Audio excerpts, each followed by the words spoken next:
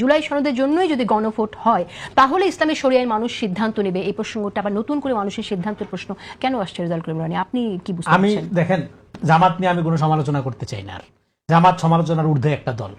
যে দল জান্নাতের টিকিট বেচতে পারে, এত বড় পবিত্র, তার সমালোচনা আপনি কোন সাহসে করবেন?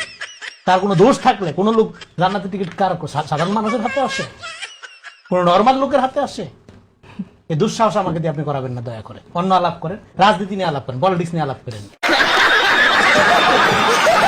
যারা আপনার শুনেন, আমি আপনাকে বলি, ফরিদের আলাপে উঠে আসছে এই যে পপুলিজমের উপর বেশ করে আগাচ্ছে। সে সকালে শরিয়া, বিকালে গণতন্ত্র, দুপুরে আরেকটা, যখন যেটা মন চায় বলতেছে।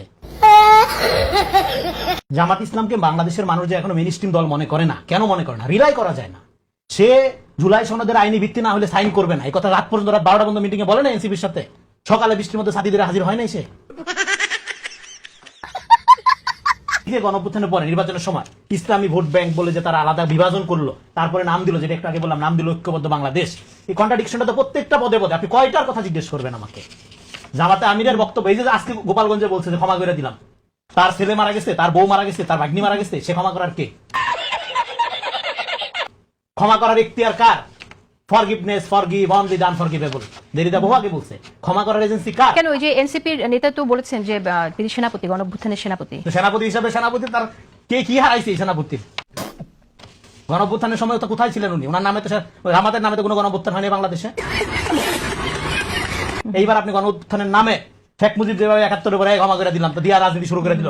আপনি আজকে একই দিকে যাচ্ছেন। আমি বারবার আওয়ামী লীগকে মনে রাখি যে কোনো দলের আচরণ পাঠ করার ক্ষেত্রে। হ্যাঁ, আমরা তো আওয়ামী কাঠামো থেকে বের হইতে পারতেছি না। হাসিনা কি মনে নাই আপনার?